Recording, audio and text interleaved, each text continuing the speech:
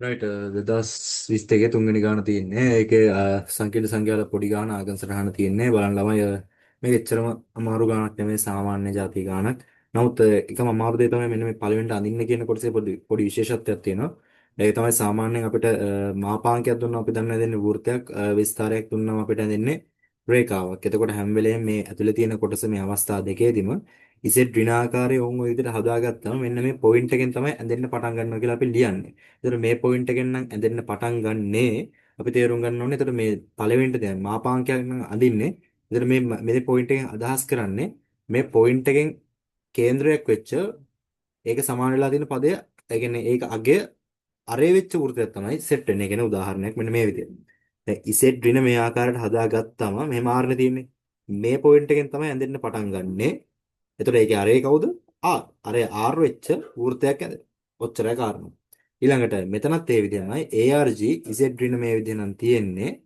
ඔය කෝණ ARG කියන්නේ හැම වෙලේම විස්තරය. විස්තරය කියන්නේ කෝණයක් හැම වෙලේම. එතකොට ඇඳෙන්න පටන් ගන්න පොයින්ට් එක මේක. ඔය පොයින්ට් එකෙන් ඇඳෙන්න පටන් ගන්නවා. ඇඳෙන්න පටන් ගන්න පොයින්ට් එක තිතක් දාලා අනිවාර්යෙන් රවුමක් දාන්න අමතක කරන්න එපා. ඒක එහෙම තමයි ළමයි. ඊට පස්සේ මොකද්ද කරන්න තියෙන්නේ? මෙන්න මේ විස්තරය හැම වෙලේම කියන්නේ ධන x අක්ෂයට සාපේක්ෂව. එහෙනම් මොකද්ද? ධන x අක්ෂය කියුවේ මෙන්න මේ පැත්තේ. මෙන්න මේ ධන x අක්ෂය කියද්දි මේ පැත්ත එහෙම නෙමෙයි ළමයි, මේ පැත්ත. ඒ පැත්තට සාපේක්ෂව කවුද? තීට කෝණයක් හැදිච්ච රේඛාවක්. තීට කෝණයක් හැදිච්ච රේඛාවක්. ඔයගේ තිත් ටිකක් තිබ්බනම් හොඳටම ප්‍රමාණයක්. ඒතර ඔයාලා බලන්න ඍණ එන්නත් පුළුවන්. දවන්නේ ඍණ එන්නත් පුළුවන්. ළමයි ඍණ 45 ගියා නම් මොකද වෙන්න ඕනේ? මේ පැත්තේ මේ කඩේට ටිකක් ගහන්න. ඊට පස්සේ මෙන්න මේ පැත්තට හැදිච්ච රේඛාව. ඉතින් ඔන්න ඔය කාරණාව හරියට ඔලුවට දාගන්න. ඒතර දැන් පළවෙනි කාරණාව වලට තේරෙනවා මේක මොනව කරන්නත් ඉසෙට් ඍණාකාරයෙන් තියෙන්න බෑ. මේවා අඳින්න නම් ඉසෙට් ඍණාකාරයෙන් තියෙන්න ඕනේ. ඉතින් දැන් ඔය පළවෙනිට අඳින්න කියන්නේ ආගම් සරහනක ඉසෙට් බාධන 2යි වල මාපාංකය. ඕක අඳින්න පුළුවන්ද? බෑ ළමයි. දැන් ඕක අඳින්න නම් ඉසෙට් ඍණාකාරයක් තියෙන්න බෑ. මොකක්ද එහෙනම් කරන්නේ?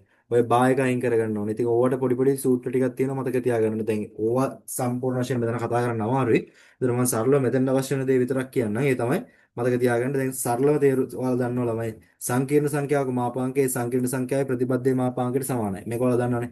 එයාගේ මාපාංකය එයාගේ ප්‍රතිපදයේ මාපාංකයට සමානයි, කිසිම ගැටලුවක් නැහැ. ඉතින් අන්න ඒ තරකේමත් තමයි අපිට මේක කරන්න පුළුවන්.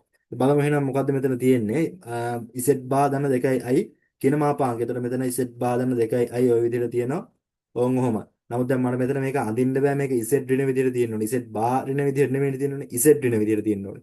ඉතින් එහෙනම් මොකද්ද කරන්නේ? ඔය තියෙන බා එක අයින් කරගන්න ඕන. ඔය තියෙන බා එක අයින් කරගන්න කොහොමද? සරලයි. මෙන්න මෙහෙමයි කාරණාව ළමයි. Z බා එකට Z බා එකක් සෙට් වුණාම මේක Z ඍණ. ඒ කියන්නේ ප්‍රතිබද්ධයට තවත් ප්‍රතිබද්ධයක් ආවොත් එයාමයි එන්නේ. ඒක තේරුමක් නැහැ. කියන්නේ වැඩක් නැහැ. ආන් ඒ කාරණාව මත මම මේ තියෙන Z බා Z කරගන්න යන්නේ. කොහොමද ඒක කරගන්නේ? ඔයාලා කරන්න තියෙන ළමයි අර පළවෙනිට කියපු කාරණා සංකීර්ණ සංඛ්‍යාවක්, ඒ සංකීර්ණ සංඛ්‍යාවේ ප්‍රතිපදයේ සංකීර්ණ සංඛ්‍යාව මාපාංකයේ සංකීර්ණ සංඛ්‍යාවේ ප්‍රතිපදයේ මාපාංකයට සමානයි කියන තර්කය මත මට කියන්න පුළුවන් මෙන්න මේකට මෙහෙම කියලා. ගැටලුවක් නැහැනේ. ඊට පස්සේ හොඳට මතක තියාගන්න, එකතුවකට අන්තරයකට බා එකක් ආවම ඒක වෙන වෙනම ඒ කියන්නේ උත්තරය අපිට ගන්න පුළුවන් හරි ලේසි. වෙන වෙනම ගන්න එක මෙන්න මෙහෙමයි. මේ Z බා එක මේ පළවෙනි Z බා එකට වැටෙද්දි Z බා එක කවුරු වෙනවද? Z වෙනවා. ඊට පස්සේ ධන 2යි අයිට බා එකක් වටනම කවුද එන්නේ? මතක තියාගන්න ළමයි. ඉලක්කම රියල් පාර්ට් එකක් නම් එකතු වෙලා අඩු වෙලා තියෙන්නේ. ඒක කිසිම අවුලක් නැහැ. ඒ තියෙන එක්කෙනාව තමයි තියෙන්නේ. නමුත් ඉමේජිනරි පාර්ට් එක අතාත්වික කොටසක් නම් තියෙන්නේ. බා එකක් සෙට් වුණ ගමන් යා මොන වෙනවද? ඍණ වෙනවා. හොඳට මතක තියාගන්න, ඉලක්කමක් තිබ්බ කියලා ගැටලුවක් වෙන්නේ නැහැ. තුන තිබ්බනම් එහෙම ධන තුනම තමයි තියෙන්නේ. ඉසෙට් බා ඕකට බා එක වැටෙද්දි ඉසෙට් ධන තුනම තමයි. ඒ ගැටලුවක් නැහැ. නමුත් ඉමේජිනරි පාර්ට් එකක් අතාත්වික කොටසක් නම් තියෙන්නේ, අනිවාර්යෙන් එයා ඍණ බවට පත් වෙනවා. ඒතර කවුද එන්නේ? ඉසෙට් ඍණ 2යි කියන කෙනා එනවා. ඒතර ඔයාලා බලන්න දැන් මෙතන මේ සමාන ලකුණක් තිබ්බොත් නම් විවෘතයක් අඳින්නේ නැහැ ළමයි. එහෙම කිසිම ගැටලුවක් නැහැ. අසමානතා ලකුණක් තිබ්බත් මේ විදිහට හෝ මේ විදිහට ඔය දෙකෙන් ඇඳෙන කතන්දරේ එකක් ළමයි. කියන්නේ ඇඳෙන්නේ වෘත්තයක්, රේඛාවක් ඒකම තමයි. එකම දේ අසමානතාවයක් ගැන විස්තර කරනවා. මෙන්න මේකට වඩා වැඩි, මේකට වඩා අඩුයි ඔන්න වගේ දෙයක් ගැන. ඒතර අපි ඔය කොටසට අදාළ ටිකක් පාට කරන එකයි සිද්ධ වෙන්නේ. ඒතර අපි ගිහින් බලමු මොකද්ද මෙතන තියෙන්නේ. මේක මුලින්ම ඉසෙට් විනාකාරයට හදාගමු. පේනවා නම් කෙලින්ම ගැටලුවක් නෑ ළම. මේක අවුලක් නෑ. නමුත් මම මේක පේන විදිහට හදාගන්න වෙනක් කිලට ගන්න. ඒතර කවුද එන්නේ? රියල් පාර්ට් එක බිඳුව ධන 2යි i කියලා එනවා. ඉතින් ඔන්න ඔය විදිහට. මොකද්ද මේක ඇඳෙන්නේ? x බිඳුවේ y ධන 2කින් x බිඳුවේ y ධන 2කින් ඇඳිච්ච අරය එක වෙච්ච වෘත්තයක්. right. එහෙනම් පළවෙනිටම අඳුමු. ඇඳලා ඉවරලා අසමානතාවය සපුරාලන පෙදෙස පාට කරන්න යා. මුලින්ම එයා වඳිමු. ඒතර කවුද එන්නේ? මෙයා රියල් ඇක්සිස් එක, මෙයා ඉමේජනරි එක. බලන්න x බිඳුවේ y ධන 2කින් x බිඳුවේ y ධන 2කින් y ධන 2කින් ඔන්න ඔය වගේ. ඇඳෙන්නේ මොකද්ද? අරේ එකක් වෙච්ච වෘතයක්. අරේ එකක් වෙච්ච වෘතයක්. දැන් මතක තියාගන්න මෙන්න මේ කාරණා. අසමානතා ලකුණක් තියෙන නිසා මේක වැදගත් වෙනවා. ඒ තමයි විශාල හෝ සමාන ලකුණක් නම් තියෙන්නේ ඇඳෙන දේ ඇඳෙන්නේ. රේඛාවක් වුණත් වෘතයක් වුණත් ඇඳෙන දේ ඇඳෙන්නේ තනියරකින්. හැබැයි අසමානතා ලකුණේ සමාන ලකුණක් නැතුව ඕක විතරක් නම් තියෙන්නේ. ඇඳෙන දේ ඇඳෙන්නේ වෘතයක් වුණත් රේඛාවක් වුණත් කඩේරකින්. ඔන්න ඔය කාරණාව හරියට ඔළුවේ තියාගන්න. එතකොට මේක නම් එහෙම ගැටලුවක් වෙන්නේ නැහැ. ළමයි මේකේ තියෙන්නේ මොකද්ද? කෙලින්ම තනියරක්. ඒකට හේතුව විශාල හෝ සමාන ලකුණ තියෙන නිසා. ඒතර කවුද එන්නේ? අර එක වෙච්ච එකක් නම් මෙතන එකෙන් යන්න ඕනේ, මෙතන උඩින් තුනෙන් යන්න ඕනේ. ඉතින් ඕවා අත්‍යවශ්‍ය නැහැ ළමයි සමහරවල්. නමුත් ඕවා වැදගත් වෙන අවස්ථා තියෙනවා. අපි ටිකක් මේක ලොකුවට ඇඳගත්තා නම් හොඳයි. මොකද ඊළඟට කොටසට වැදගත් වෙයි ඒක.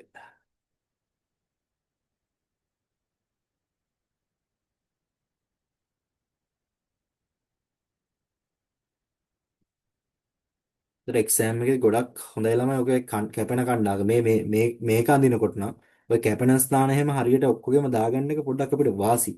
මොකද මේක පේන්නේ නැතුව යනවා එක පාට අපිට දේවල්. එතකොට බලමු මොකද්ද සෙට් වෙන්නේ.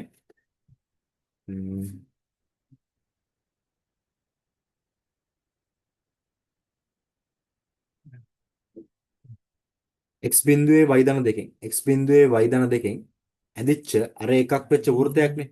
එතකොට ළමයි මෙන්න මේ වගේ ඇදෙන්න ඕන. ඕම ඔය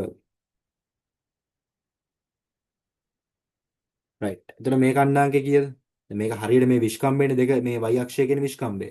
එතකොට මෙයා කීයක් වෙන්න ඕන ළමයි? මෙයා එකක් වෙන්න ඕනේ. මෙයා කීයක් වෙන්න ඕන? තුනක් වෙන්න ඕනේ. අර එකයිනේ. ඒ වගේම මෙතන ඉඳන් මෙතන තියෙන දුරත් එකක් නේ ළමයි. එහෙනම් මේ කණ්ඩාංකය කීයක් වෙන්න ඕනේ? මේ පැත්තෙන් පොයින්ට් එකේ කොනේ තියෙන කණ්ඩාංකය කීයක් වෙන්න ඕනේ? මෙයා ඍණ එකක්, මෙයා ධන එකක් කියලා අනිවාර්යෙන් සෙට් වෙන්න ඕන ළමයි. එහෙනම් ඒ කාරණාවත් හරි. ඊට පස්සේ අපි බලමු එහෙනම් ඒක හරි. එහෙනම් පෙදෙස අඳුරු කරන්න. පෙදෙස අඳුරු කරන්න කියන්නේ මොකද්ද? ඉතින් හරි සරලයි ළමයි. මෙහෙමනේ. ඔය අපිට කියන්නේ මොකද්ද? එකට වඩා අඩුයි. ඒ කියන්නේ දැන් ඕක සමාන ලකුණ තිබ්බනම් මෙහෙම ළමයි. සමාන ලකුණ තිබ්බනම් අරය ආර් වෙච්ච වෘත්තය. දැන් අපිට කියන්නේ අරය එකක් හෝ එකට වඩා අඩුයි. වැඩි නෑ, අඩුයි. එහෙනම් මොන ටිකද පාට වෙන්න ඕනේ?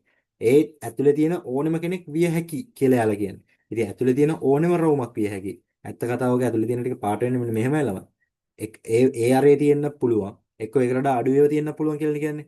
එහෙනම් ඉතින් ඊට වඩා අඩු අරයක් ගත්තොත් මෙහෙම ඒවා තියෙන්න පුළුවන්ද? පුළුවන්. මෙහෙම ඒවා පුළුවන්, මෙහෙම ඒවා පුළුවන්. ඉතින් ඔය වගේ තියෙන්න පුළුවන් ඔක්කොම ගත්තාම මේ ඔක්කොම මොකද වෙන්නේ? පාට වෙනවා ළමයි. අන්න ඒ පාට වීම නිසා තමයි අඳුරු කරන්න කියලා අපිට ඇතුලේ කොටස විතරක් පාට වෙන්නේ. එතකොට හරි එහෙනම් ඇතුලේ කොටස පාට කරමු. කවුද වෙන්නේ? මෙන්න මේ කොටස අරය එකට වඩා අඩු විය යුතුයි. හරි. දැන් හොඳට මතක තියාගන්න මේ අපි යන්නේ කවුද? ඉසෙට්. මේ ඇතුලේ කොහේ හරි තැනක තමයි ඉසෙට් තියෙන්නේ. නමුත් ඉසෙට් අර හරියටම කියන්න බැරි හින්දා දැන් මේක මේ කොහේ හරි තැනක තියෙනවා කියලා අපි හිතනවා. මොකද අපි මේ හැම වෙලේම අඳින්නේ ඉසෙට්. ඉසෙට් අසමානතාවය දරන් අපි අඳින්නේ ඉසෙට් වල. එතකොට මේ යන්නේ ඉසෙට්. අසමානතාව සපුරාලන ඉසෙට් සංකීර්ණ සංඛ්‍යා නිරූපණය කරන ලක්ෂ්‍ය වලින් සමන්විත පෙදෙස අඳුරු කරන්න. හරි ඒක අඳුරු කරා. ඊළඟට මොකක්ද කියන්නේ? මෙම අඳුරු කළ පෙදෙසෙහි ලක්ෂ මගින් නිරූපණය කරනු ලබන ඉසෙට් සංකීර්ණ සංඛ්‍යා සඳහා මේ ලක්ෂ මගින් නිරූපණය කරන ඉසෙට් කියන සංකීර්ණ සංඛ්‍යා සඳහා එතන මතක තියාගන්න ඉසෙට් පවතින්නේ මේ වෘත්තය මත හෝ මේ වෘත්තය ඇතුලේ කොහේ හරි තැනක එළිය නෙමෙයි. ඔක පාට කරපු ස්ථානේ. එතකොට බලන්න අපිට කියන්නේ මේ ඉසෙට් සංකීර්ණ සංඛ්‍යා සඳහා ARG ඉසෙට් වැඩි මගේ හොයන්න. ARG ඉසෙට් වැඩි මගේ. ඔක සාමාන්‍යයෙන් පොදු රටාවක් ළමයි ඔක හරියට තේරුම් ගන්න concept එකත් එක්ක පළවෙනිම කරන්න ඕන දේ ඔය කියන එක නෑ ඇඳගන්න. අඳින්න කියන්නේ කවුද? ARG ඉසෙට්.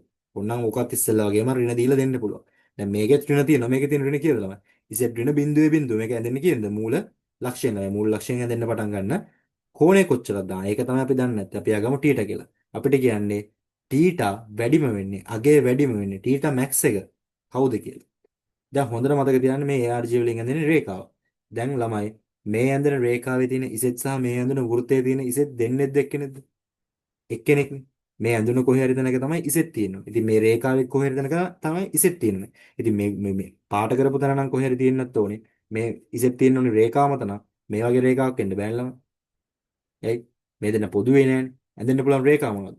මේ වගේ රේඛාවක් එන්න පුළුවන්ද? බෑ. වැරදි. එයි දැන් මේක ඇතුලේ නම් ඉසෙට් තියෙන්නේ. මේක මත නම් ඉසෙට් තියෙන්නේ. කො දෙන්නට පොදුවේ ඉන්න පුළුවන් තරක් නෑ. එහෙම වෙන්න බෑනේ. මේක ඇතුලේ මේ දෙන්නෙක් ඉන්න බෑ. එන්න පුළුවන් අවස්ථාව මොනවද? පළවෙනි අවස්ථාව තමයි මෙන්න මේ ස්පර්ශ වීගෙන යන අවස්ථාව. ඊළඟට මේ වගේ අවස්ථා ඇතුලේ අවස්ථා ඕන තරම් එන්න පුළුවන්.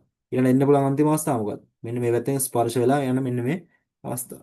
ස්පර්ශ වෙලා නෝ ඉතින් ඔන්න ඔය විදිහට ඇන්දම බලන්න කෝණය වැඩිම වෙන්නේ. දැන් අහන්නේ ARG Z වැඩිම වෙන්නේ මේ තීටාගේ කෝණය. ධන x අක්ෂයත් එක්ක සාධන කෝණය අඩුම වෙන්නේ නෙමෙයි වැඩිම වෙන්නේ. ගිහින් බලන්න වැඩිම වෙන්නේ මොන රේඛාවේද? මේ රේඛාවේ තමයි අඩුම. ඊළඟට මේ වගේ වැඩි. වැඩිම තියෙන්නේ මෙන්න මේ අවසානයේ තියෙන මේ පැත්තේ තියෙන කොනේ රේඛාව. මේක නේද? ඉතින් අපි හොයන්නේ මොකද්ද? ARGZD වැඩි මගේ. ඒ කියන්නේ θ වැඩි මගේ කවුද? ඉතින් මෙන්න මේ කෝණය හොයාගත්තා නම් වැඩේ ඒගොල්ලෝ. මෙන්න මේ කෝණය. නමුත් ඉතින් මේ කෝණය හොයන්න ගියාම සමස්ත කෝණයම හොයන්න ඕනේ නෑ ළමයි. හේතුව අපි දන්නවා මේ කියද්දි 90ක් එහෙනම් මොකක් හරි කරලා මේක හොයාගමු. ඔක හොයන විදිහ ගණන් දෙක තුනක් හැදුවම හරි. ඔළුවට යනවා උත්තර අමාරු කාරණාවක් නම් නෙමෙයි. අපි රතු පෑනම කරමු මේක. ඒතර බලන්න මෙන්න මේ පොඩි කෝණය හොයාගත්තා නම් හරි. මම මේකට ගන්නවා ඇල්ෆා කියලා. ඇල්ෆා හොයාගත්තා නම් 90 දන ඇල්ෆා තමයි ටීටා වෙන්නේ.